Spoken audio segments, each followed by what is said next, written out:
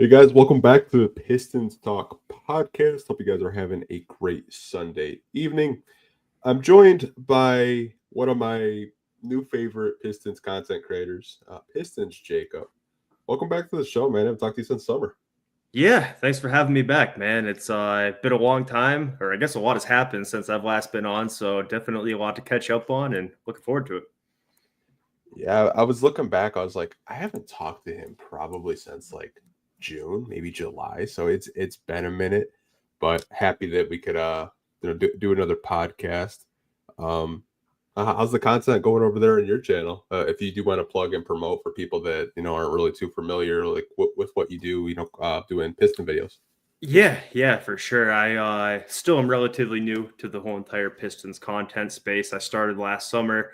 I haven't had as much free time on my hands lately to make as many videos as I was right when I first started. But of course, it's been a great year to start. The Pistons have blown my expectations out of the water. So don't think I could have picked a better year to get into the whole thing here. So yeah, it's been fun for sure. And my channel is just Pistons Jacob. I think it should be in the description, but should pop right up if you search that as well.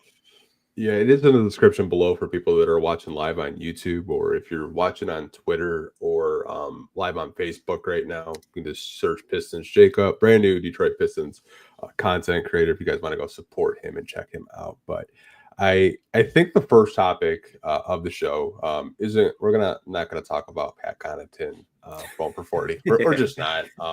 No Bobby Pittman talk. That's something there. shout out to Bobby, shout out to Tolu Smith. Although I'm happy they did get some shine and some playing time, and it was kind of funny just to see, like, scrolling the timeline and just watching all these Pistons fans like, oh, Bobby's nice like that. I didn't know that. I'm like, man. Like, you guys forgot Summer League real quick. Summer League, yeah. I mean, everything we saw today, the passing, all that stuff is on display in the Summer League. So no shock to me. No, me either. I mean, even like watching him with the Crews, like, they were sickos. They had him playing point guard through center for like a majority of the season. Like, you're playing center tonight, Bobby. Like, let's go. Yeah. All right, man. All right. But so season's finally over. 44-38, which is I think is kind of funny because the last 44-38 team was the 2015-16 Pistons. They were the 8th seed that year. Kind of shows you like how weak the East is. They finished as the 6th seed this year, and they're going to be facing the New York Knicks in the first round. So what do you think of this matchup, and do you think the Pistons could upset them? Yeah, so definitely have a lot of mixed thoughts and opinions on this. I've always historically said that the regular season matchups are not a great indicator for the playoff matchups. The playoffs is just a different beast. It's a different brand of basketball, and all of that and experience comes into play.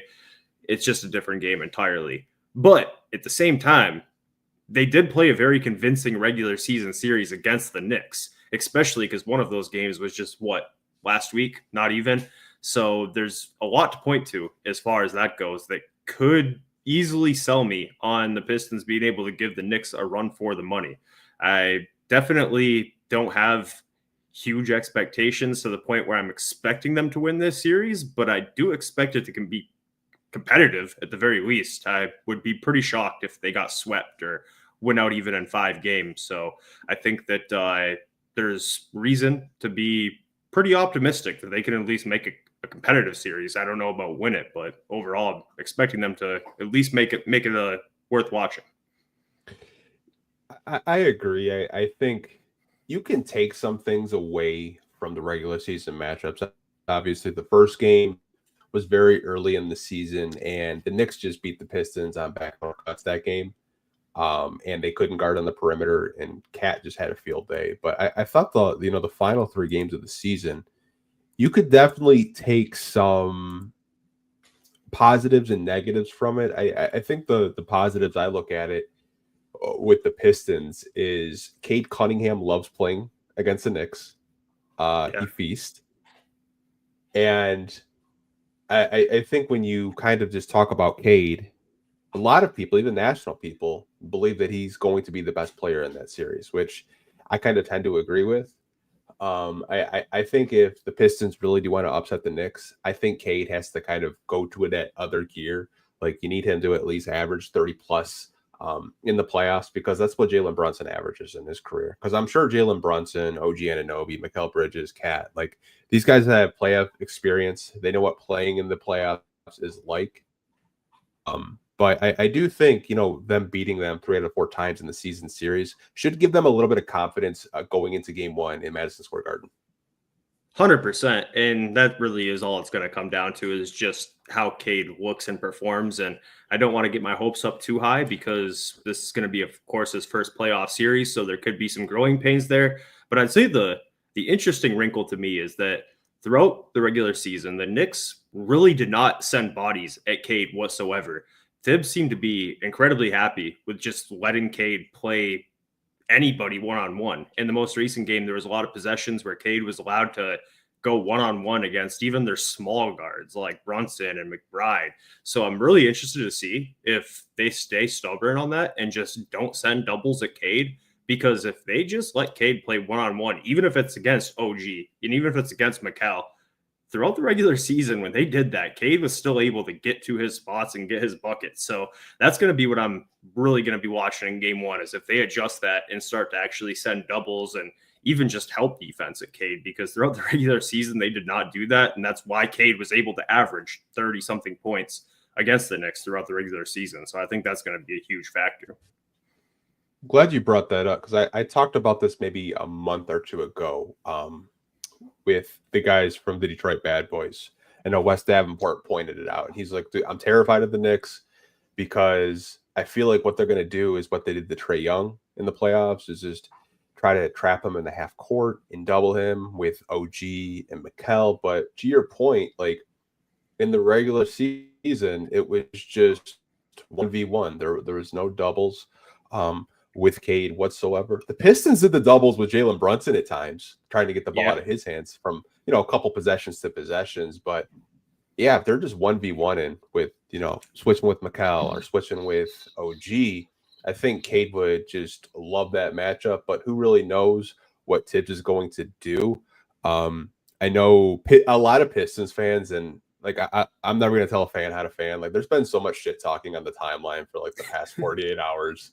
On both sides, like Knicks fans are trying to say that the Pistons aren't letting Knicks fans buy tickets to go to LCA, which it's like a Ticketmaster thing. Like I doubt the Pistons would say no to like people going to their arena because they're in the business to make money. But man, it's just been like a wild like 3-4 days.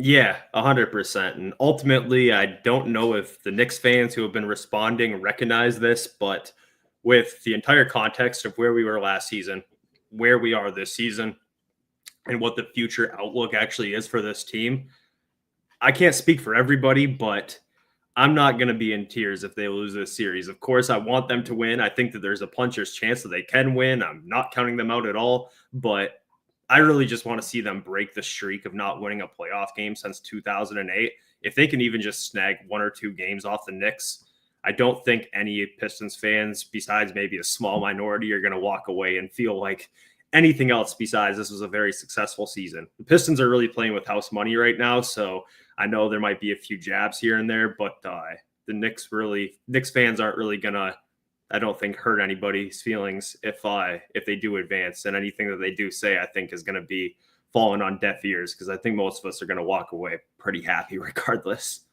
Yeah, I would say like as a Knicks fan, and if I don't win that first round series, I would be really upset given like all the assets you gave up to get a Jalen Brunson, who, by the way, thank the Detroit Pistons for that. Karl Anthony Towns, OG Anunoby, Mikal Bridges, like they should definitely advance to the second round given like that team itself. I think a lot of people before the season even began, they thought they were going to make the conference finals with Boston. But like, I don't know what it is. Like when Jalen Brunson was out, they're like, oh, Mikal Bridges can actually score and play basketball. Who knew? And it's kind of a thing where it's like, it's a wild time. 2008, I think, is the last time they won a playoff series or a playoff game, I should say. I was still a freshman in high school, and I got called Unk. I was just like, man, I'm showing my age right now. And there are some other Unks with me, like, yeah, man, I was like 42 the last time I won a playoff game, so I didn't feel as old. But yeah, it's been a minute. If they can win a playoff game, they can get that monkey off their back, because I think it's like 14 straight playoff losses for the Detroit Pistons. I think that would be a huge thing, and if they could possibly, win a first round series, that'd be huge. That'd be big storylines, I think, for both of us to talk about. And just like, from the national side, like, because a lot of these national guys, like, they just don't like the Knicks matching up with the Detroit Pistons. And it kind of makes me nervous that, like, all of them are like on the Pistons side. Like, yeah, we think the Pistons are going to win. Like, it's just like, it feels like a reverse jinx almost at this point. Yeah, 100%. I was watching ESPN before the game tipped off today, and that was definitely the most coverage that I have seen of the Pistons on ESPN since I was a preteen. It has been forever since the ESPN guys have sat down and spoke about the Pistons for 15 minutes straight, but they did it today. And a lot of them, even Stephen A., who is, of course, a Knicks fan, was talking about how the Pistons have a real chance here. And I'm really curious to kind of see what you think about this as well. Do you think that there's a pretty big advantage that the Pistons are playing with house money and the Knicks have a lot of expectations, where if the Knicks do get bounced in the first round, like you said, that's a bad sign for all of the picks they gave up just to get Bridges this past summer and moving off Randall and Dante DiVincenzo. Whereas with the Pistons, I mean, they can just kind of go out there and play free because they've got nothing to lose, where the Knicks have a lot to lose. I love that you brought that up because, to your point, Pistons are just playing with house money. They're happy to be there, and there's no expectations. Maybe there's some from, a small minority of Pistons fans that expect them to compete for championships. And I love that section of Pistons fans that have very high standards. I'm sure you scroll the timeline, you see those people just overanalyze every game of why they lost the game. But there are different sections of the fan base. But circling back to like the Knicks, yeah, they don't win a first round series. I think Tom Thibodeau's fired, like straight up. You have conversations because there's so much talent on that roster. It's championship or bust. Now, who knows what happens with Jaylen Brown? Because I know I saw some stuff with him, and he might not be 100% healthy for the playoffs. I think Cleveland is a very good team. I think some people are still kind of just discounting them of making it out of the East. But I saw a stat that the Knicks are 0-10 against the top two teams in the East and the West, 0-10. So, I mean, maybe it's a little bit of, fraud alert on their part, but a team like that, and they don't advance. I think, there's less expectations for the Pistons to, first round, not making it out of the first round or bust. Like, I think maybe that pressure could get to maybe Tom Thibodeau or even maybe the players a little bit too, to answer your question. Yeah, 100%. And ultimately, I don't think they really have any things they can do besides fire Tibbs if they do get bounced, because they've leveraged all of their picks to go get Bridges. And I think they tossed in our pick to go get Cat, and they threw that pick in that we gave them for Stewart way back when.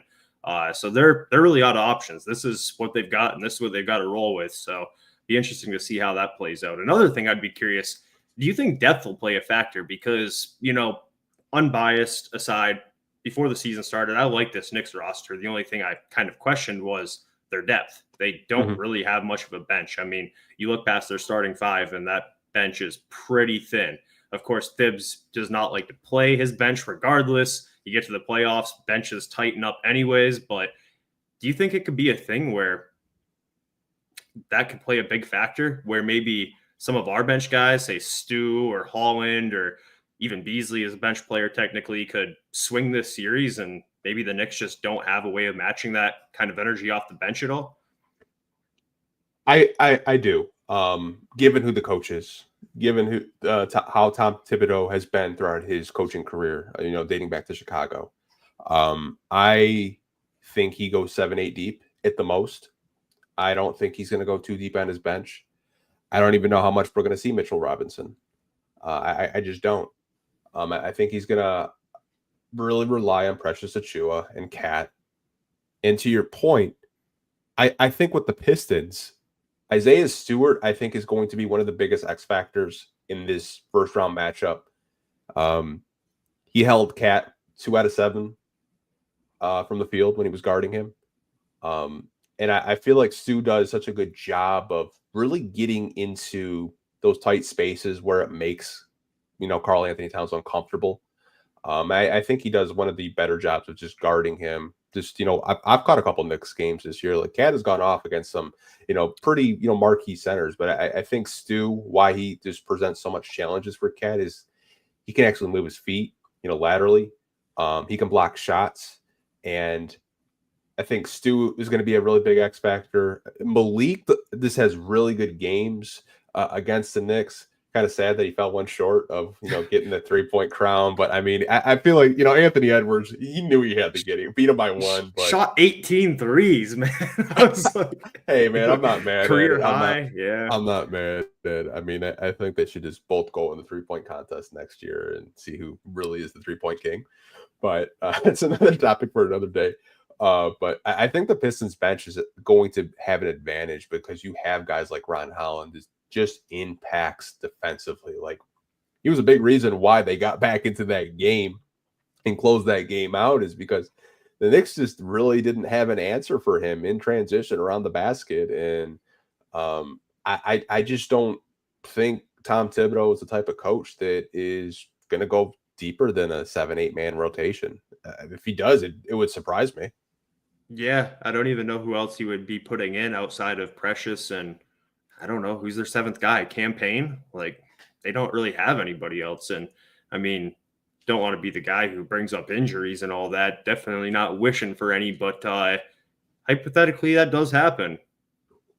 That could definitely swing in our favor, because I think that as long as it's not Cade that goes down for us, that would end everything, of course. But we've got guys who have been playing the next man up role all year long, whether that's Paul Reed, Marcus Sasser. These guys have stepped up big time in the situations and opportunities they've had. And I don't know if the Knicks have that type of talent when you start looking down their bench. Yeah, I mean, you could maybe say Deuce McBride. I think if you just want to say, like, shooter, if you want to have Malik Beasley, Deuce McBride, I would give the edge to Beasley personally. I think Deuce is a really good player, but playoff rotations are going to tighten up. Like, I expect JB to go maybe 8, 9 deep.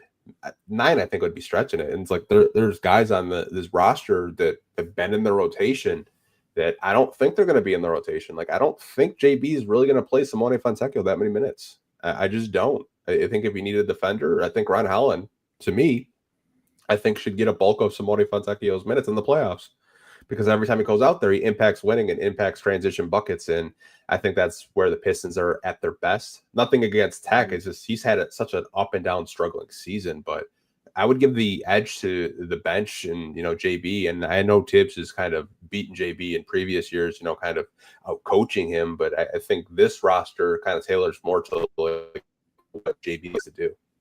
Yeah, 100%. And I think you're right on the money with Simone potentially missing out on some minutes here. I felt like there might have been a little bit of foreshadowing with that.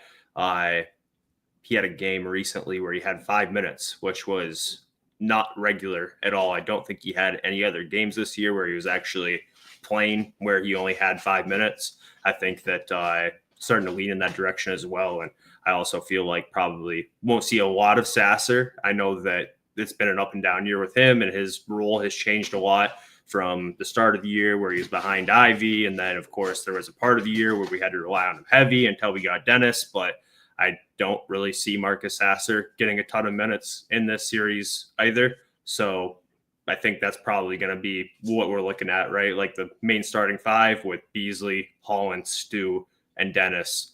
That's 9 right there. And even then, maybe Holland doesn't have as many minutes as he typically does throughout the better parts of the year as well. So it'll be interesting to see how JB plays his cards, because I'd say that's something that at this point, all we can really do is guess. We haven't seen him coach this team in the playoffs before.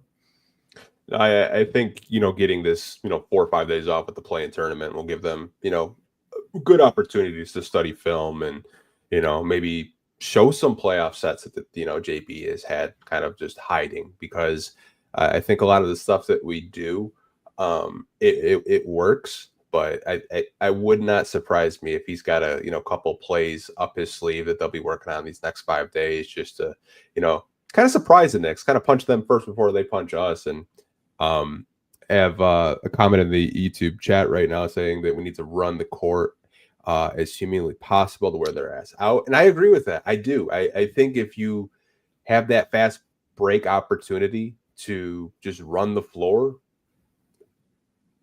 Every game we've played them, I feel like we outrun them. It's not saying that they can't run, but you have to rely on our youth because we're a younger team than them. We have more athletes, in my opinion. And you have guys like Asar and Ron and even Cade can just really push the tempo and the pace. And like I think that actually favors the Pistons as well because I don't think the Knicks want to get into a track meet with them at all. Yeah, 100%. And I mean, the Pistons all year long have built their leads off of forced turnovers that lead to transition buckets. That's where the Pistons have been able to beat good teams throughout the year. They haven't had a lot of games where they went out and beat these premier teams by just having a slowed down, slow pace type of game. And I know the cliche is that in the playoffs, the game slows down and you don't see as much of that. But I think the Pistons, with guys like Asar, with like Holland, they can probably force some turnovers in the playoffs as well. Maybe it won't be to the same degree as what we see in the regular season, especially against bad teams. But I mean, I just don't see a world where you play a full playoff game and Asar and Ron aren't breaking off plays that turn into free buckets on the other end. So going to be really interesting. Yeah, I can't wait. I haven't been this excited probably in 9 years. Like, nothing against like the Blake year, but I knew he wasn't 100%, and I kind of felt like we were going to get swept, especially after game one and Giannis. Which I'm so glad we did not match up with the Bucks because we couldn't even beat their G League team today. I know. I'm so glad. I was like, man, Milwaukee and Indiana is going to be a bloodbath first round series. We've never shown to have an answer for Giannis. I mean, earlier in this year, he had that 58-point game against us. I mean, you would think that Stu and Duran would be able to slow down Giannis to some degree, but they haven't shown the ability to do that all year. So after everything that's happened, this is definitely the preferred matchup I had. I mean, the Pacers have been playing really good post All-Star break. I was kind of leaning towards the Pacers, feeling like they might be the best matchup for us. And of course, there was a lot of animosity between those two teams. So I thought it might be interesting, but these last 2-3 weeks or so, I've definitely been hoping for this matchup just because Brunson's been hurt. We've played them well in the regular season. It just seems like out of those teams where we realistically could have matched up with, this is the one where I think I have the most faith. Yeah, same here. I get fans want to have the Pacers to kind of rekindle that rivalry, but like their front court with Siakam and Turner, I think would just be such a disadvantage. Not to say that Tobias and Duran and Stu couldn't handle it. It's just banging down low with Siakam for a full 48 or just kind of tracking Miles Turner out on the perimeter, I think would be really taxing on just our front court players. Yeah, another set of guys right there that we didn't show to have an answer to it all during the regular season. I think we did beat them once in that in-season tournament game many months ago now. But yeah, Turner lit us up a few times. Siakam lit us up. Yeah, I'm definitely happy with the way things shake it out. Have you been following just the Shaquille O'Neal Piston saga? Unfortunately, yes. I feel like it's kind of hard to miss throughout all of this. I'm definitely not the guy who watches a bunch of Inside the NBA at this point in my life. I mean, of course, I think we all kind of have seen that throughout the years. It's pretty much impossible to miss. They're a staple of the NBA, but yeah. So I've probably since I want to say February, like I've kind of just trying to keep up with it. Had a beat reporter, Eric Vincent, on, and he was really vocal about Shaq. And what's funny is like Shaq literally like replied to an Instagram post that I collaborated with basketball coverage, telling me to get my numbers up and stop worrying about him, to the point where this week he's a Piston fan all of a sudden. And it's a quote I'm going to read for you guys, saying that he doesn't think the Knicks are good enough to advance to the second round. And his host saying, so you'd have them losing to Detroit. He said, oh, hell yeah. Cade, Isaiah Stewart, oh yes. So what do you kind of make of Shaq kind of, going back to wanting the Pistons in a favorable matchup against the Knicks? Yeah, I mean, I don't really know what to say because I don't really know how much of the Pistons he has watched this year. I would assume not that much. Part of me feels like some of the stuff that he says it just for a reaction, and he actually might track and follow things a little bit more. But at the same time, he does a pretty good job of selling it like he actually doesn't know what's going on, with him saying that Chauncey is our coach and all that. And I mean, it's just weird. He had Kate on the TNT panel earlier this year, and he was talking about how great he was and all that. And then the next couple weeks later, he's saying the exact opposite. So I really can't even make what he actually thinks of this team. But overall, at the end of the day, I'm just really excited that we're even on the radar of these guys at all. It was a long time where the only time where any sort of national coverage about the Pistons was very negative. So just to even be having these segments on TNT, on ESPN, and all of that, it's really exciting to see. I can't get enough of it. Every time that I see you or anybody else post a segment or it's on the TV myself, like, I'm glued in just because I'm naturally curious to see what the outsiders who actually have an audience have to say about this team. But as far as Shaq goes, I mean, he's up there with Gilbert Arenas, with people who can't really take him that serious. Oh man, I couldn't even. I would say Gilbert's worse because like he's got a show, so I have to probably see his stuff more. But I mean, I don't know. Like Shaq is definitely a flip flopper. He thought that the head coach of the Pistons was Chauncey Billups. I don't know if you saw that segment where the whole TNT crew thought we still played at the Palace of Auburn Hills, and he called Jalen Duren John Duren, and then you got Stephen A. Smith calling Cade Cunningham Wade Cunningham. I mean, it's just been like just so many things I'm just all taking in, but like it's weird because a month ago he was like, I don't care about them, they're boring, to saying like, oh yeah, I think they can upset the Knicks. It's just like, where's the consistency? But to your point, like he might just be trolling just to get clicks and views. And if he's doing that, he's really good at it, because I can't tell whether he's being like that ass serious or he's just joking. Yeah. I mean, I think the Chauncey statement is what kind of made me feel like that, because I'm just like thinking in my head, like, there's just no way. Like, Chauncey's been with Portland for 4 years. Just got extended, by the way, today, which I feel like a lot of Trailblazers fans maybe didn't want to happen, but happy for him nevertheless. But yeah, like that was just such an odd statement because, of course, him and Chauncey played against each other for many, many years. Chauncey has been in Portland for so long now. It just doesn't seem like that's even possible. I know the Portland Trailblazers and the Pistons haven't been good, but you would think that Shaq would at least know where Chauncey has been coaching for the last 4 years, considering it's Chauncey. Like, I don't know. That one just felt weird to me. I felt like that was a very elaborate troll, but maybe I'm wrong. I don't know. I don't want to give him credit because like it gets to the point where like I know they have production assistants for shows. Like Google's free. Like if you want to say you got them confused because they're both bald and have beards, I guess, but you played against them in the NBA finals. You should know where he's coaching, I would think. But I saw the funniest comment. It was just like flip flop something Pistons in 5 with Shaq, and I was just like, man, like I like that we're getting on this national spotlight though. I'm not gonna lie. I mean, the national spotlight we got last year was how long could this losing streak go on? Mm-hmm. There's a lot of that coverage too, so I feel like this is almost making up for it, and feels great. And there is a lot of people in the national media that I do actually respect and that I do actually pay attention to and follow heavily that have said a lot of good things about the Pistons. Like Tim Wagler has been very vocal about him thinking this is a valid team, and Chandler Parsons and Lou Williams have been speaking very well on them on their show, Run It Back. And there's of course these guys like Shaq, but the vast majority of the coverage, even today with Udonis Haslem and Kendrick Perkins was saying he's going to vote for Cade for first team All NBA.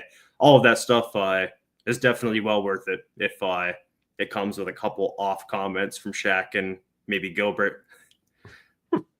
Yeah, I feel like a majority of the national media, now they have their eyes set on Cade Cunningham, like that sit down interview with Shams Charania, like that's the stamp, I think. That's the stamp where the league's like, you know what, like LeBron, Steph, KD, they're getting older. We need a new face of the league to promote. And I think there are going to be multiple faces of the league. I don't think it's just going to be just like LeBron's and like, KD and Steph. I think there could be like anywhere up to like 5 to 7 guys that they're just, constantly promoting. And I think Cade is going to be one of the main ones that they like, because I feel like every time he's on ESPN, like people, they're tuning into more Pistons games. Like I'm getting people that aren't Pistons fans like reaching out saying like, I'm not even a Piston fan, but I watched the game tonight and I really enjoyed it. You guys, played really tough and you don't give a shit and you talk shit and I love it. So as a Piston fan, I don't know about you, it kind of just like makes you happy that like good basketball is finally back in the city. Yeah, 100%. I mean, it's just been so long. I mean, I know you mentioned briefly like the 2016 team and the Blake years. This team, in my opinion, is much more fun, much better, and the future is even brighter. Like this really doesn't compare to those teams, in my opinion. I have had lots of people who are not Pistons fans tell me they think really highly of this team. They're fun to watch. They're a league pass favorite. They're scrappy. They're exciting. And yeah, it's just so awesome. I mean, this is where I hope the Pistons were going to be 2 years from now. Earlier this year when, we were talking, I think saying the goal was 30 wins, 35 wins in the play-in. We kind of skipped a year of development, it feels like. And I think a lot of people have noticed at this point. I mean, if you're not aware of what the Pistons have been doing, you're just sleeping under a rock, or you're really not that big of a basketball fan. Yeah, I mean, I talked about it last week. Like the improvement from October to April was so drastic where I thought, okay, maybe like how they played in October and November, that's how I thought they were going to play for a majority of the season. Then 2025 happens, Ivy gets hurt, and I 100% thought, I was like, okay, like maybe it's just not our year. Maybe we can try to push him for that play-in, but like next man up. The development's been crazy and scary. Like I did not think that this was going to be a 40+ win basketball team. There were some of my subscribers that kept commenting every video I post and saying this is a 40-win team. Quit hating, start believing. I got to give those guys credit because they saw it and I didn't. But just the job JB and his coaching staff has done is honestly just insane. And I think he should win Coach of the Year because going from 14 to 44, having a 30-game win improvement, to me, I think it shouldn't go unnoticed. Yeah, 100%. I really think that JB has done so much for this team. Trajan has done so much for this team, and the development throughout the year has been crazy. I mean, Jalen Duren is twice the player today than what he was on opening night. Getting Asar back, I mean, we knew he was going to be great defensively, but he always, continues to shock you on a nightly basis. Ron Holland went from a big question mark to a guy that I feel like everybody should be bought in on long term. The development throughout the year has been crazy. There's points in the year, kind of in that December area, where we started to chain together some wins where I'm like, okay, this is pretty good. I don't know what the ceiling actually is on this. And I felt like there was going to be a point of the year where they kind of came back down to earth and, maybe had a month where they were going on a bit of a losing streak and kind of spiraling, but that just never happened. So all the credit to everybody top to bottom that has been a part of this team because, yeah, it's unreal. Yeah, I mean, this season was had its roller coasters. I was calling them the cardiac kids for a majority of the season because they kept giving me chest pains in the fourth quarter. I was like, oh, crap, I'm going to lose again. And then they win, and, like, I aged, like, 10 years. I'm like, bro, I cannot keep doing this. You guys are going to take years off my life. But, like, I'd rather watch close games, maybe losing by 1 or 2, than watch, like, 30, 40-point blowout. So maybe I shouldn't complain. Yeah, that's also just speaks to their development as the season went on, too, because there was a point of the year where they had that game against the Heat where Spoelstra called a timeout he didn't have. And then they had a couple nail biters with the Hornets. And it felt like for a long time, every single game, no matter if they're playing a bad team or a good team, was going down to the stretch to the last couple possessions. And then once the year went on and we got past the All-Star break and added Dennis, all of a sudden they're starting to beat teams by 20 points when they're playing against bad teams, or when they're playing against good teams, they're in the game. So yeah, it's just insane. It is. I did want to kind of transition over to the Slam Magazine night, which I thought was really cool. And this is the first year where like we actually got to see like what the city jerseys are going to be like months in advance. I feel like we don't get like city jersey leaks until like what, September? Yeah. Like we got it like really early. Shout out to Natalie Kerwin. She had posted this Slam Magazine cover. But like what do you kind of think of like this edition of the 2025-26 city jerseys? I love them personally. I mean, I've always been pro teal. I maybe wouldn't want them to come back as our primary colors, but always love to see them being involved with some alternates. When they brought back the actual teal jerseys, I bought one real quick, and I'm not like a big jersey buyer nowadays. So that just speaks on how much I actually like the teal. And then to kind of take the teal and mix it with the red jerseys, because that kind of seems with the lightning bolts on the side, the red jerseys they had Cade's rookie year. I mean, I love them. I just think that they're really great looking jerseys. And I don't think that I have had a jersey that I like this much in many years. This might be my favorite alternate that we have had in the Nike era. I love them. I'm super excited to wear them. I hope that they get worn often, and I hope that the Pepsi Max jerseys are now phased out, considering that these are black. So I don't know if the Pepsi Max jerseys are scheduled to go away, but I hope they do, because not only are they my least favorite jersey in the rotation, we always lose when we wear them. So this is great. I love it. The cover looks great. I grew up reading Slam magazine. I remember getting the Chauncey Slam magazine when I was a kid, and I think everything about this is just great. I have no complaints. I feel like we've had some of the better city jerseys over the past couple of years. Like the bad boy ones this year, like the creamsicle ones. I thought they wore them tonight. I kind of like them. The Saint Cecilia ones I was a fan of.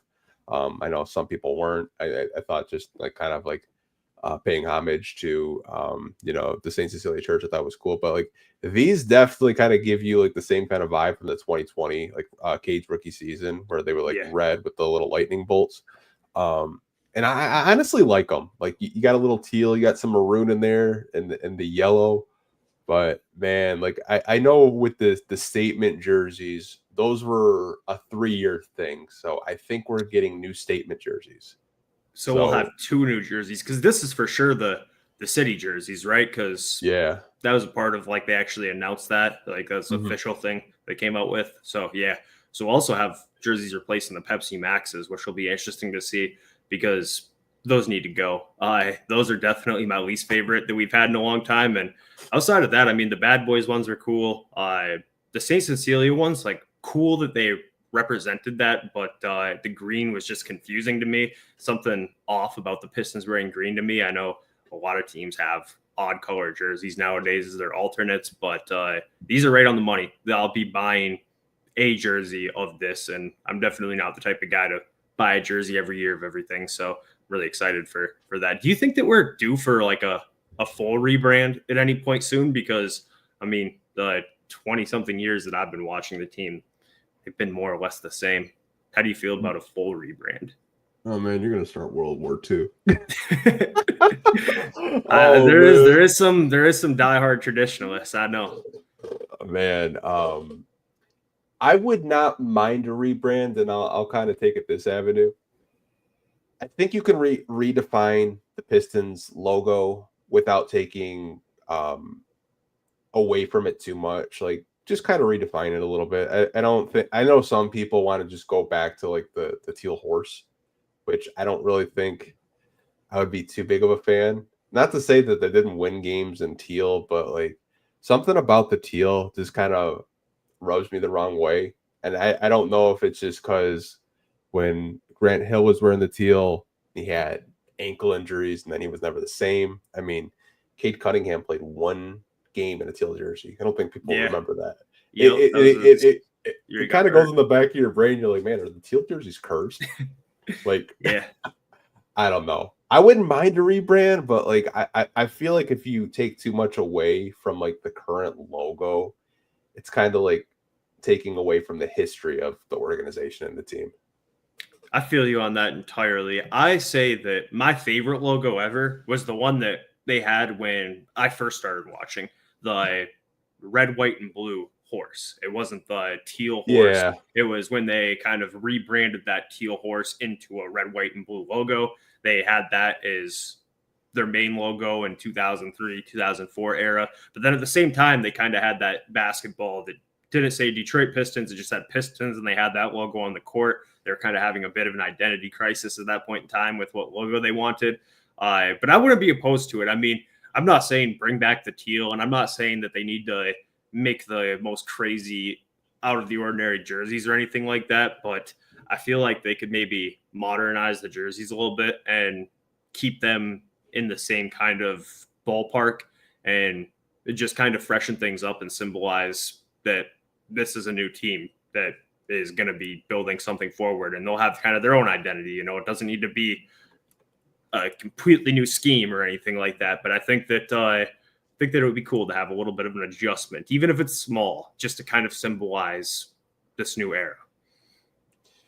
Yeah, I'm just such a like red, white, and blue. Like I love our road blues. I like our home whites. Maybe if you can just redefine them a little bit, because I like the old school, like mid '90s red and white jerseys, like Grant Hill's here before like the teals came back. Like those are some of my favorites. They're really clean. And even the bad boy blues, the way blues. It seems like the blue was a little bit more darker, and like the just around the Detroit, like there was more of like a stroke like around the just the Detroit like symbol. But I do like the old the early 2000s horse that you're talking about. I really like that. I wasn't too big of a fan of like, I don't know if you remember like early 2000s where it just the Detroit Pistons and the basketball kind of looked like, I don't know, like a 10U version of a basketball. It looked really bad. Yeah. I know what you're talking about. Yeah, it was like kind of like, it was like glossy-ish. I don't know. It was weird. Yeah. No, but I honestly really like the city jerseys. I'm curious to see what our statement jerseys are going to look like. Hopefully it's no more black.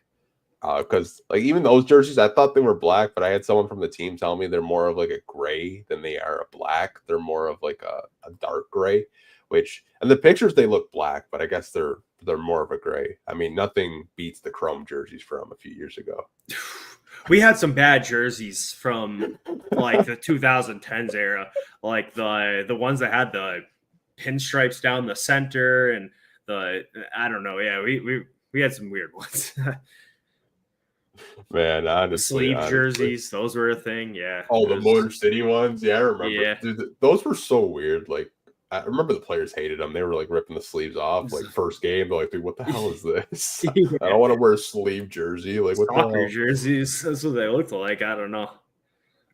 So we did get an update actually about Jaden Ivey. I'm sure you saw it as well. So he's back to basketball activities, which is a really good sign. And it will be reevaluated in 2 weeks. So where are you at on Jaden Ivey? And do you think that if there is a possibility for him to come back, should the Pistons, try to get him maybe a good 10, 15 minutes a game if he is 100% healthy? Yeah, so that update came out on Thursday, which means that we'll be getting another update on April 24th. So hypothetically speaking, that's probably going to be sometime in between game 3 and game 4, maybe the game 4 day.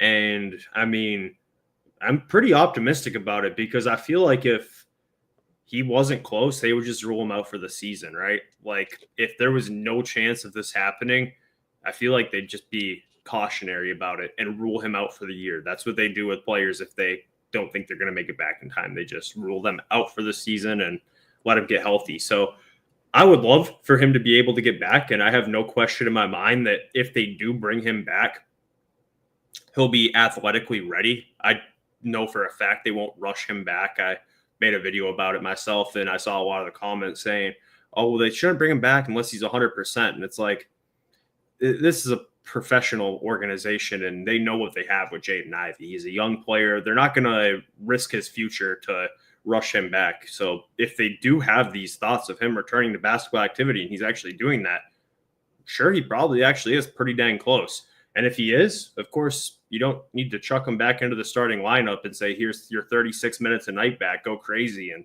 jeopardize everything that has kind of came together since he has went down.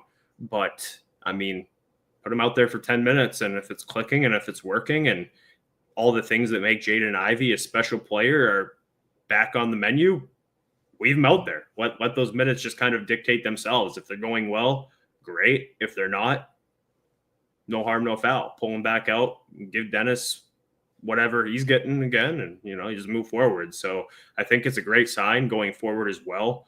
I feel like if any sort of complications were going to happen with the injury, they would have already happened. So it seems like he's 99% of the way there. I mean, as far as actually healing up, and of course he's got to recondition now, but I think it's a great sign going forward for next year, if nothing.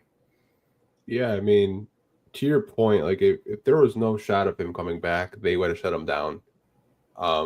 They probably would have applied for the disabled veterans money that, could have helped them, sign someone in his absence. But I've been following his progression. I'm sure you have as well. Like, walking in a walking boot, putting weight on that foot, on that leg that he broke, his left leg. Duran running with him, up and down the line, taking standstill jumpers while the Pistons were on their road trip a couple of weeks ago. And now he's participating in shoot-arounds, before the games. So if there's any player that could possibly come back, I think it's Jaden Ivey, given just the work ethic and the workhorse that he is. I mean, when Trajan first got here, he said, we almost have to lock the gym to keep him out because that's how hard this kid works. So I know he's kicking rehab's ass. But kind of doing the math, like game 3, game 4, you could get another update. I do think if he does come back, it'll be in a minute restriction just to see if he's good. Like if he's a good 70% healthy and he plays 10 minutes a night, I think that's something. But I could understand the other fans in the fan base kind of saying like, hey, we don't want to rush you back. We don't want you to get hurt even worse after breaking that leg. We want you to come back next season 100% and just firing off on all cylinders. And I get that, but would not surprise me if he did come back. And if they win a first round series, I think I would feel a little bit more confident because I think an estimation would probably be like May 1st, where I think he could possibly just, beat 100% and, maybe come off the bench and just kind of work his way back into the rotation. But I think those are a lot of ifs and there's a lot of variables with that. But it's good to see that the Pistons are still kind of leaving it open as a possibility that he could return.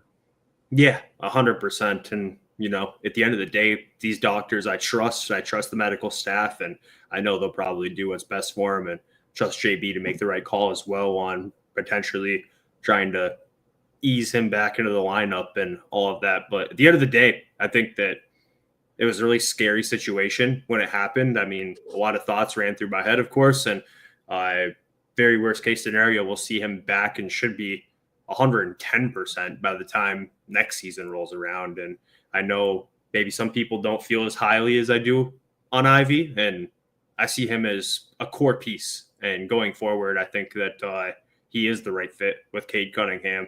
And I think that by the time next year rolls around, he should be good to go. And just really looking forward to see what he'll do next season, expanding on all the improvements he made this year. I felt like last year for him was kind of a bit of a wasted year with just everything that happened with Monty and the team and all of that type of stuff. So to see him even ball out for 30 games this year was very encouraging. And I mean, I guess it could have been worse. I'm just happy that he seems to be back to basketball activities. And I mean, if we're looking next year by November, he should be totally fine, which is ultimately what I hoped for. I didn't really have any expectations for him to come back at all this year. So in a good spot. Yeah, like I said, if he comes back, cool. If he doesn't, he doesn't. Not too mad at it. Just me being selfish, I kind of want to see like how the rotations would look with Dennis and Cade and Ivy, because it's like maybe you don't have to play Ivy 35 minutes a game. Maybe you could only play him like 28 because you still have Dennis out there leading the second unit. You wouldn't have to rely on him to play as many minutes. But that's just the selfishness in me as a fan, just being curious to see what a rotation would look like with Ivy out there. Yeah, and Dennis has been so good too. I mean, I thought he was going to kind of be a Band-Aid, short-term Band-Aid for us, and I wasn't really sure how it would go. But, I mean, Dennis has exceeded my expectations entirely. I think that it's really interesting how much JB really relies on him and trusts on him to close games. I thought that when we signed him, he was going to be more there to be a second unit leader, but he has found himself being a game closer next to Cade in most of our important games and close games throughout the past month or two. So that's kind of a surprise to me. And I guess the more I thought about it, it made sense, right? I mean, I trust him in the playoffs as well. Watching him in FIBA play with Team Germany, I mean, the dude's a killer. He's got that killer instinct when games come to push to shove and the game's on the line. He's not scared, and he is willing to take big shots and make big plays. So just adding another veteran into the locker room has helped so much, and he's been so good. I mean, I feel like it's almost slept on, but he's been so good. It's crazy, and we got him for like nothing. I know he was one of my guys. I had like him, Lonzo Ball, or Malcolm Brogdon. Like those are the three backup point guards I was looking at. I was just like, I really wanted Brogdon, but like I don't even think Brogdon has even like been like significant at all this season. But like I'm not mad at the Dennis thing because you basically got it for free. Yeah, it's crazy too because I think we traded. What did we trade for him? 1 second, and Wendell Moore went out in that deal. Maybe is that what it was? And the Golden State Warriors traded 4 seconds and a player for him 2 months before that happened. So, I mean, the Golden State Warriors paid a much steeper price to get 2 months of Dennis than what we paid to get 2 months of Dennis. And he has been much better for us, too, than he was with Golden State. So, the other masterclass from Trajan. The dude has not missed since he took over this team not even a year ago. Yeah, I'm interested to see what he does this summer because I'm nervous, but at the same time, it's like, you're gonna run it back? You're gonna be over the cap team? Like, what are we doing here? Yeah, I don't know. I'd be interested to see how you feel about this, but I feel like the conventional wisdom here is just to run it back. I know that there's a lot of fans who have talked about Booker, have talked about Zion, rumblings about Lowry Markkanen, or even KD. And to me, it's like, man, if you go out and trade for one of those guys right now, it reminds me of if you're playing blackjack, you get a 17 and you still hit. It's like, you got a good hand right now. Let's play these cards. That's how I feel about this team right now. And so much of the core is so young and still have question marks next to what they could actually be when you're talking about guys like Ron Holland. And you get Ivy back, and Duran's only 21. I mean, it just seems like it's way too risky to trade any of those guys to take a big swing for the fences and hope that you can get something done. I know that Cade's broken out this year and is truly a star, and I get the feeling of wanting to add another star to make his life easier and increase the ceiling on this team ASAP. But it just seems like you've got a really good thing going, and running it back to me is like the conventional thinking here. Yeah, I would be pretty open to just bringing people back. Maybe make an upgrade here or there. Maybe you take calls to see if Tech has any type of trade value. Maybe you give more of a bigger role to Bobby Klippman as a rotational, backup forward on this team, which I think is really intriguing to me because it's just the game today. And I get it was against Milwaukee's G League team and their second unit, but like he's a real NBA player. And I think a lot of Pistons fans didn't pay too much close attention to the Motor City Cruise, and I get it. I understand it. But like, I think just running it back to me makes more sense. I get the Booker talk, the Markkanen, and the Jaren Jackson Jr., all that. I get it. If there's a move to be made where Trajan feels that it could be an upgrade and he doesn't really have to maybe mortgage the future, I'm sure he'll be on the phone. But I don't really think one of those big moves right now are in the cards, just because if let's just say you trade for Devin Booker and like the conversation is like Asar Thompson, like I think most Pistons fans are probably kind of like on the fence with that, because I think that's what Phoenix would want. Because yes, our draft picks are released now because Minnesota is going to get it. But like, do you really want to give maybe 2 future, maybe 3 future first core guy like an Asar or even a Ron for a Booker? And it might not work out because like Cade Cunningham and Devin Booker, to me, I feel like they like the same spots on the floor. Like they like those mid range. I think it could work because they're both smart players, but I kind of go back and forth with it. It's just like, well, could getting a Devin Booker really elevate this team from a 40-win team to a 50-win team, being a top 4 seed in an Eastern Conference? I'm not sure. That's why I'd be more comfortable with just running it back and seeing like what a Jaden Ivey with this young core, developed even more, and having a JB for a second season and working with them for another whole offseason would look like. Because first season, I love where we're at as just the direction we're going. I don't really want to rush the progress or tear this team up. I know it's going to happen eventually, where we have to make a move if we want to try to contend in the East, but I just don't think it's right now. Yeah, and I'm not even entirely sure, because there's a world where Ron Holland becomes that second star. There's a world where Jaden Ivey gets a lot better. There's a world where Asar gets better. Like, all of these guys, our core 5 is what I really think of when I think of our young team. And I know maybe some people want to include Stewart in that group. Stewart's great. I just wouldn't if there was long story short, Ron, Asar, Duren, Ivy, Cade. I think all 5 of those guys need to be on the roster next year, no matter what, because I feel like the potential with those 5 is just so crazy high as a core. And there's such a long window here for us to be able to capitalize on that.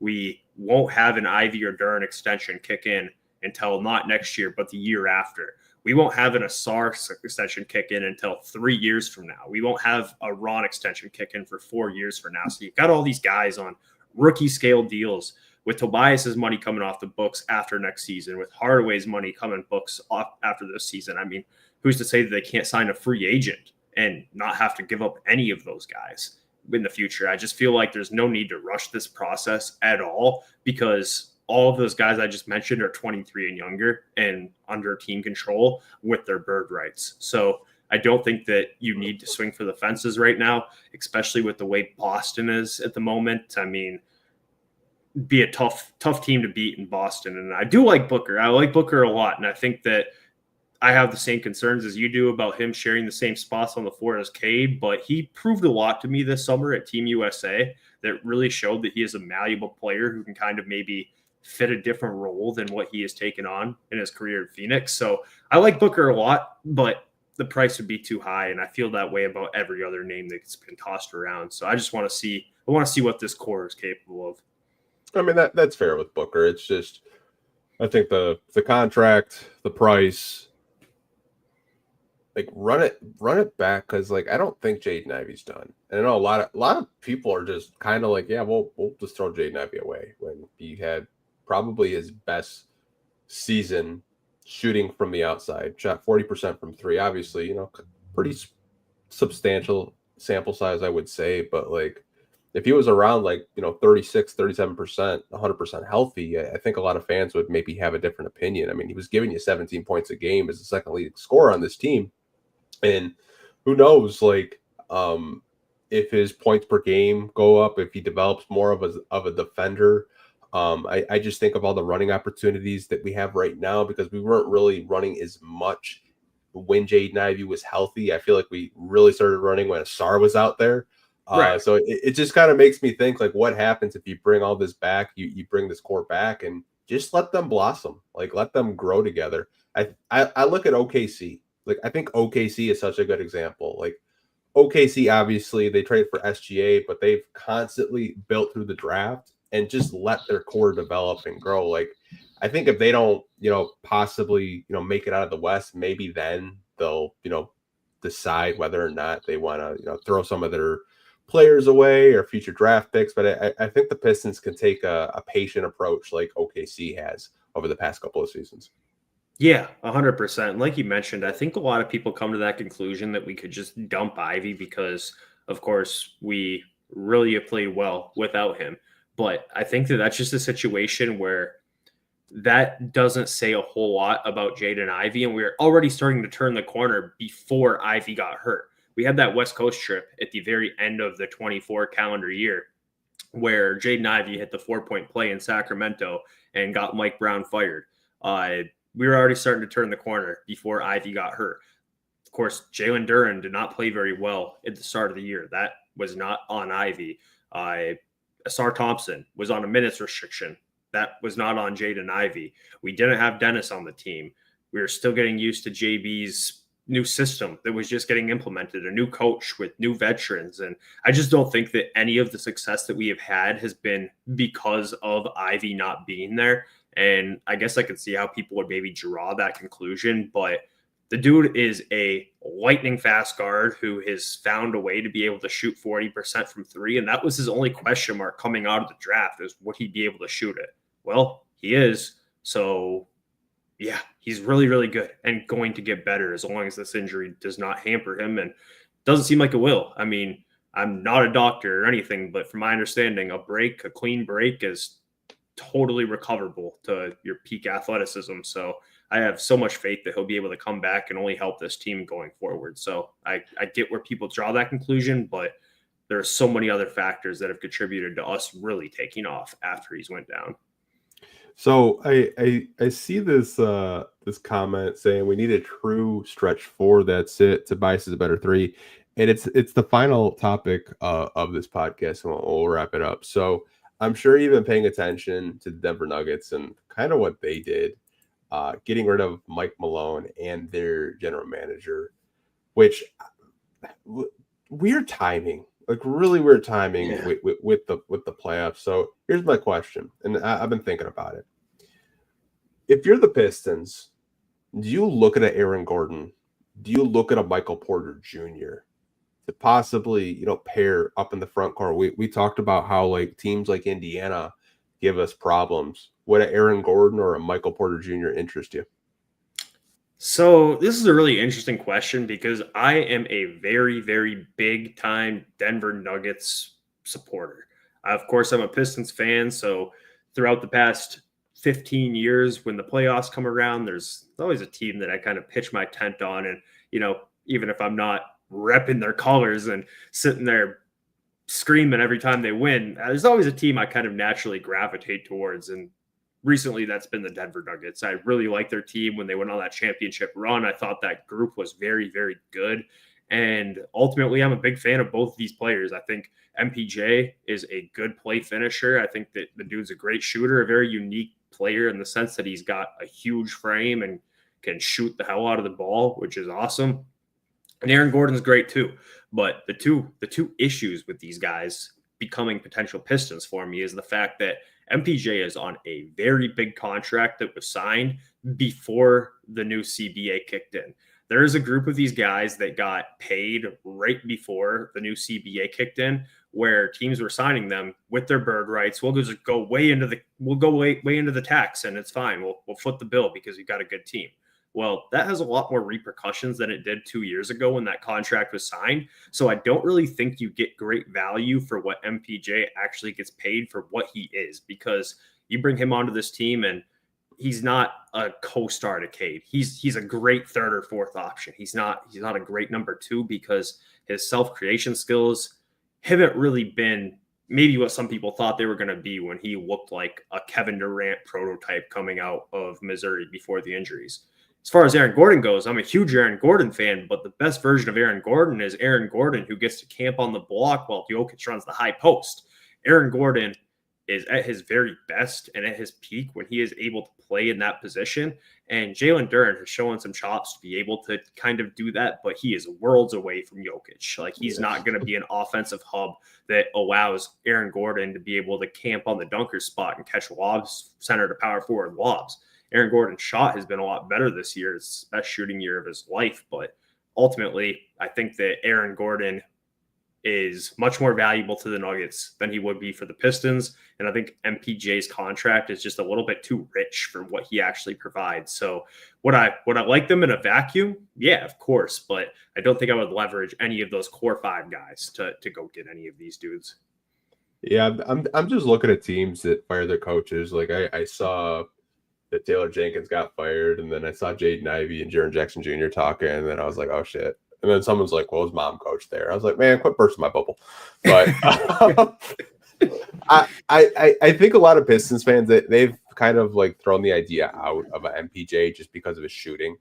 And I think his shooting is very attractive for Pistons fans because obviously, like, we like what Tobias provides, but in the same breath, you're right, that contract is really, really big. And even their ownership group said that they wouldn't trade him because they went to the same college as Michael Porter Jr., which I was like, he played like 2 games there. I'm like, I don't know, man. Like, I feel like everyone has a price at the end of the day.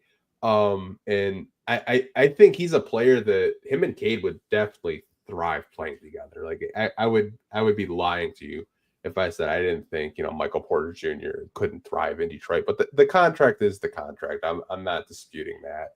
But I think as a fit on this team, I think he would fit with Duran. He would fit with Cade.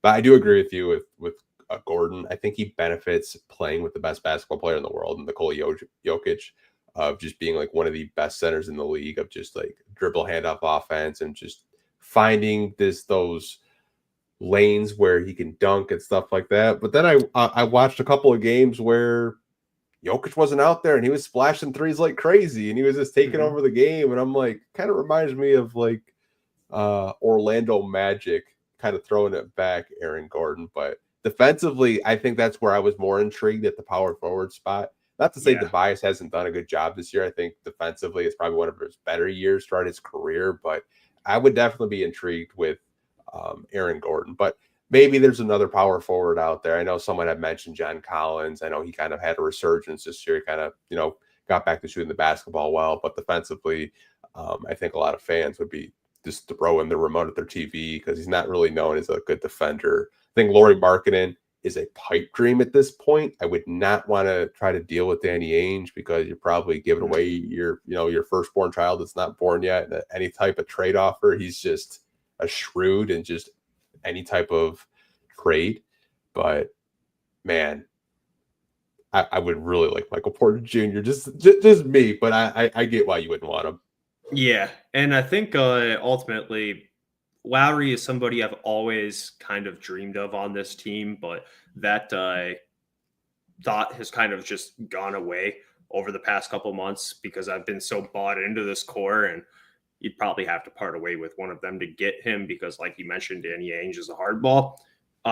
There's a name you mentioned there that would intrigue me more than any of the other guys that gets tossed around, and that's Jaren Jackson Jr. I think that with Jaren Jackson Jr., with what he provides defensively, with his ability to shoot the ball, I think that he could fit in seamlessly with Jalen Duren at the same time, and that would provide extra rim protection and just be awesome. But again, the price tag is just a bit too out there, and I just don't think there's any need to go ahead and marginalize our future for any of these guys and take a home run swing just yet. Maybe if next year we run it back and kind of get the same result, finish the year next year with 44 wins, 45 wins again, maybe it's like, all right, this might be worth taking a look at. But with the way things are right now, I'm just really in the camp of run it back. I know Bravo asked about Zion, not with a 10-foot pole. I can't talk myself into Zion. It has nothing to do with the basketball player. It has to do with the off the court stuff. I just don't think Michigan or Detroit. I think the nightlife would be a little bit too enticing for a player like Zion. And if you know, you know. Yeah. I mean, the hypothetical version of Zion, sign me up. But we have a 6-year sample size of what you get from Zion, and it's 30 games a year. So, yeah, I would love Zion if you could guarantee me that he's going to play 70 games a year and be in shape. But unfortunately, that's not a possibility. So it's just like, nah. Yeah, I mean, someone said not even with the 50-foot pole. Yeah, like, I get it. I get it. Like, I think a lot of Pistons fans are they want to upgrade the front court, and I get it. I don't know why I have so much stock in Bobby Klippman, and maybe it's just because I fall in love with second-round picks. But I feel like if he added a little bit more weight, he's got a handle. He can shoot the rock. Hit a really big three tonight in the game against Milwaukee. I think there's something there. Maybe I'm just putting too much stock in it. What do you think? No, I'm on Bobby Klintman Island with you, and I didn't know who he was really at all. Of course, he didn't play in college. He did at Wake Forest, I guess, for a year, but didn't know nothing about him there. And being an NBL player, I had no idea who he was. And when he showed up in the summer league, I became a believer very quick. Mostly because during the summer league, it wasn't like he went out there and it was like, oh, Bobby Klintman just shot the ball 20 times and tore it up and all that. It wasn't that. It was, you watched him play and you could just see his basketball IQ, his passing ability is so unique for a guy who was 6'10", to be able to pair that with the shooting ability. It's a very unique skill set that is very intriguing, and I'd be more than happy to give him more opportunity next year. I expected to see him more this year, but of course he was injured, and then we were playing so well. It was like, yeah, these minutes is he going to take? But I'm fully in as possible as you can be on a second round pick with Bobby Klintman. I'm curious to see how that plays out, because I think that he's got as good a chance as anybody to be a rotational piece next year. I know defensively, there's still things when I was watching tonight where he wasn't really sure like where to rotate, which I think with more playing time that could get fixed. But I covered a lot of his Motor City Cruise games this year, and I think the passing is real. Like, he had multiple games with the Crews where 7-8 assists was just like a nightly occurrence with him. Blocked a lot of shots, rebounding. I don't know. I think some fans, maybe they're just kind of like, he's a rotational guy at the end of the day. I don't really think he's going to be a future, power forward or Tobias Harris replacement, which I get.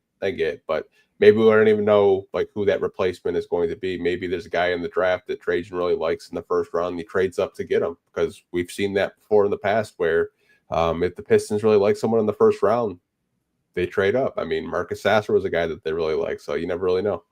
Yeah, for sure. And I mean, we've got the Raptors second round pick, I believe, this year. So that'll be early second, right in that range where we did draft Bobby. And I not too worried about it. I'm totally cool with Tobias, especially if we got him on contract for one more year next year. I'm cool with Tobias. I've got no complaints whatsoever. I feel like with Tobias, you get Tobias, and it's not a bad player. He's never the type of guy who's going to get you 50. He's not going to give you anything less than a decent game either most of the time. Of course, I know people are really focused in on a couple bad playoff performances, but the guy's had a 12-year resume to look back on, and the dude's solid year in and year out, doesn't miss a lot of time, shows up every night. I've got no complaints there, and I think that I'm with you. I think Bobby could potentially be that replacement, and I'd like to find out anyways. I mean, I'd like to have him out there enough to be able to kind of make that decision. Yeah, same here. But I do appreciate you coming on for the last hour, kind of talking about the playoffs and talking about obviously like players that they could go after and trades like that. But I do want to give you the floor to plug and promote your YouTube channel or whatever you're like kind of working on these days. Yeah, for sure. I mean, my YouTube channel, Pistons Jacob, is in the description. So if you guys want to go over there and check out my content, hit a subscribe button. I upload still pretty frequently, a couple times a week, just talking about anything related to the Pistons. And I've also got a Twitter page as well. That's just more sporadic. I post really any type of thoughts on there, NBA related or whatever else is on my mind. So definitely follow me on there. But I appreciate you having me on. It was a great time to come on because things are starting to look up. So it's been fun. Yeah, we'll have to have you on in the summer again, just to maybe they'll have a crazy free agency or draft. You never really know. Like we're just saying run it back, but they might surprise us. You never know how free agency could end. I mean, like could Trajan get another like $6 million 1-year deal? You never know, man. Like honestly, like I'm just kind of just enjoying the ride and having no expectations. And if he pulls something out of a hat, he pulls something out of a hat at the end of the day. I know. I'm so used to being locked in on the draft this time of year. I mean, every year for the past 5-6 years, it's like, what at this point of the year, yeah, you turn to watching college tape of anyone who's going to be in our ballpark and then waiting for the lottery. So it's a real big change of pace. I know we've got 1 second round pick, and it's kind of hard to depend on a player actually coming from that and contributing. But I'll definitely have some thoughts once we get a little closer to the draft and we start kind of figuring out who's going to be in that range. Yeah, it's just as long as New Orleans doesn't get Cooper Flag, I'll be happy. Yeah, I don't know. I would like to see him go to Portland. Give him Chauncey. Hey, he deserves it. Chauncey just got extended. I think that he can make him even better. I'd like to see him go to Portland. There's a lot of teams right in that area where it's like they get Cooper. I don't really know what they're gonna do for a couple of years because there's some bad teams out there. So Yeah, I mean, like one team that it would be disgusting would be Philly. Like if Philly was lucky enough to get him. they finagled their way into keeping their pick this year. I was kind of thinking they wouldn't. So yeah, no, and if they do that, then I don't know. That would just be another team to worry about in the East sooner than later, because of course they'll have McCain coming back and Maxey, who knows with Embiid. But yeah, that send him west, send Cooper west. We'll deal with him in the finals. Yeah, Cooper flag to the Jazz kind of feels like it's just written in the stars, but we'll see. Utah did a lot of tanking this year. The NBA fined them a lot. Yeah, I know. I don't know. They were on some other type of stuff there. They had like 5 guys out every time I saw them. It's crazy. Lowry, Collins, Sexton. Forget them guys even around the roster sometimes. So they hardly played. Yeah, I don't know if Adam Silver's gonna. If you believe in conspiracy theories, I don't think Adam Silver would send him to Utah. He's just gonna send him probably like to Charlotte or something like that. Like, here, Charlotte, we're gonna give you another top 5 pick. Like, run it back. I think that would make a lot of sense right there. Went to Duke in Charlotte, put him up with LaMelo. LaMelo draws the eyes. If you're a conspiracy theorist with that process, which is a fair thought to have with the way things have shaken out over the years, I think Charlotte's probably the place to wind up. Yeah, I mean, who knows? You could have a Hawk situation where a team just out of nowhere goes up the freaking lottery board, and you're like, wow, really? You know what real quick worries me, which I think is possible. The Thunder have what? 12 first-round picks over the next 4 drafts. Let's say a team like Charlotte Hornets get that first pick, and the Thunder call them up and say, hey, we've got the 5th pick in this draft for you, and we got 8 more firsts. Like, it makes sense for the Thunder too, because the Thunder are ready to compete. Cooper will probably be ready to play. Now you've got Cooper on a rookie scale deal joining that Thunder team as Chet and J-Dub are getting paid so they can afford them. And would Charlotte take 8 firsts for the first? I don't know.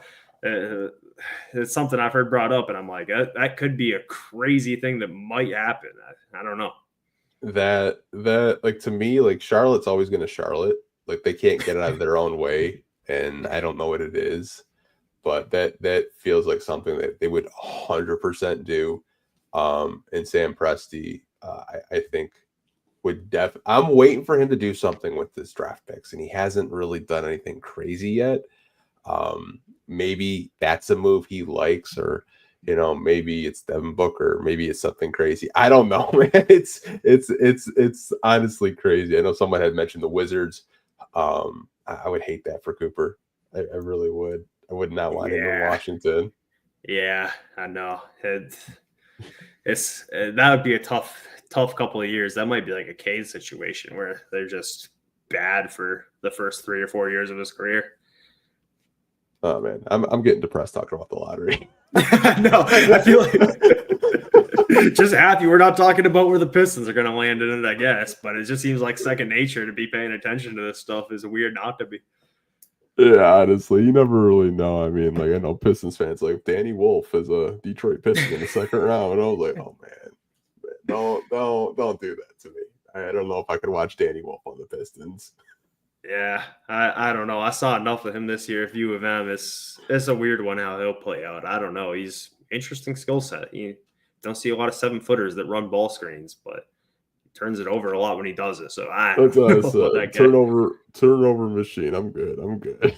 But yeah, we'll see you guys next week. I don't even know what I'm going to do for a podcast next week. I really don't. Maybe I'll just do a round table, do playoff stuff again. I don't really know, but appreciate almost 600 of you guys in here on a Sunday night. So we'll wrap this up. Take care and have a good night, you guys. Peace. Yep.